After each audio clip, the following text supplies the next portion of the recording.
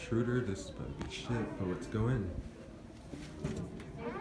On the face. Make it stop. Hey, Amy, there's Look who she's bringing. Swingling. Oh, let me get in there. No? Enjoy the show at AMC.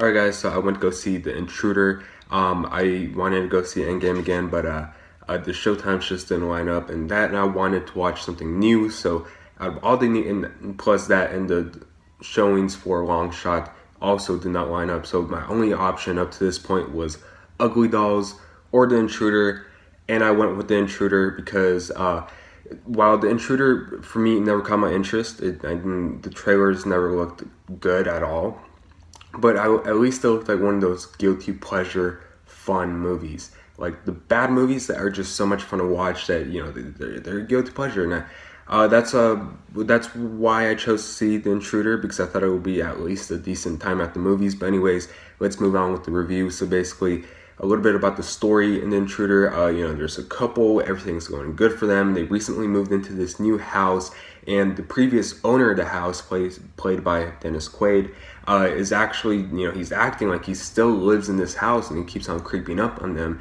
And of course, the dude in the relationship kind of starts to like piece the puzzle together and starts to realize how this dude's like, he's a total creep and he's a total maniac. So you just get your stalker movie out of The Intruder, and this is just another one of those stalker movies released by Sony, and overall I'm just not surprised with the overall final result of the movie. Walking into this movie again, I kind of knew what I was getting myself into, but I still walked out disappointed out of this movie. I really wanted to have fun with this movie, have this movie be a guilty pleasure, but this movie was just, it's terrible. Instead, what I got was a boring stalker movie with characters that make the worst and the dumbest decisions that they could possibly make in this situation. And well, Dennis Quaid being over the top, which is, by the way, is the best part of the movie. Dennis Quaid is what carries this movie throughout its entirely, hour and 40-minute runtime, and he's the only good thing about this movie, the only thing I liked about this movie. The writing here is just, it's awful. But it's painfully hilarious when you actually realize the whole approach for this movie was to take this movie into this serious angle, but with everything that just happens in this movie just becomes a huge laughingstock, and it's just a huge joke. It's hard to explain everything that kind of goes down with these characters in this movie when they're only just taking a step back. Like, while you're going with the movie, you might expect them to at least make a better choice next time and then like go on from there.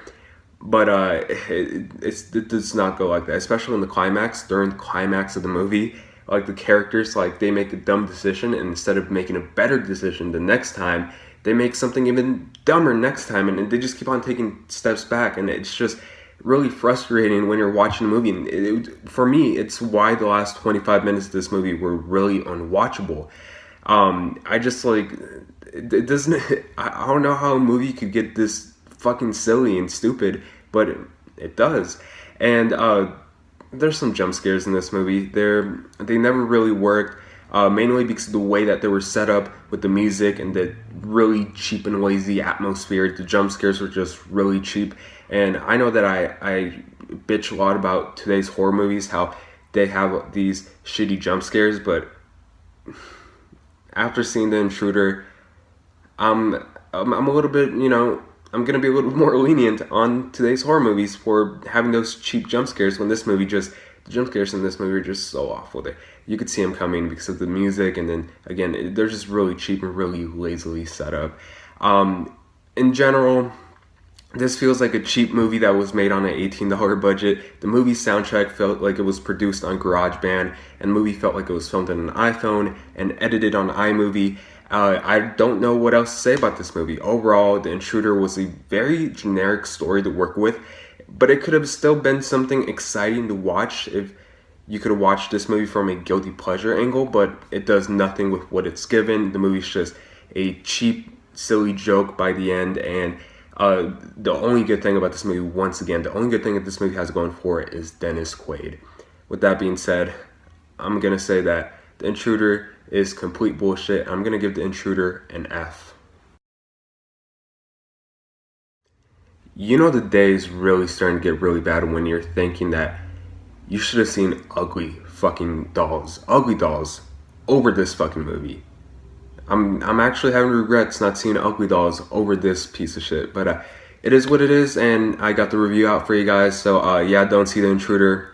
It's just it's boring too. So don't put yourself through this mess. Just go watch Long Shot, which I'm gonna review after this review, or go watch Endgame again. But keep your eyes peeled for the Long Shot review. Really excited to talk about that movie. Anyways, thanks so much for watching. Please like and subscribe, and I'll see you guys later. Bye.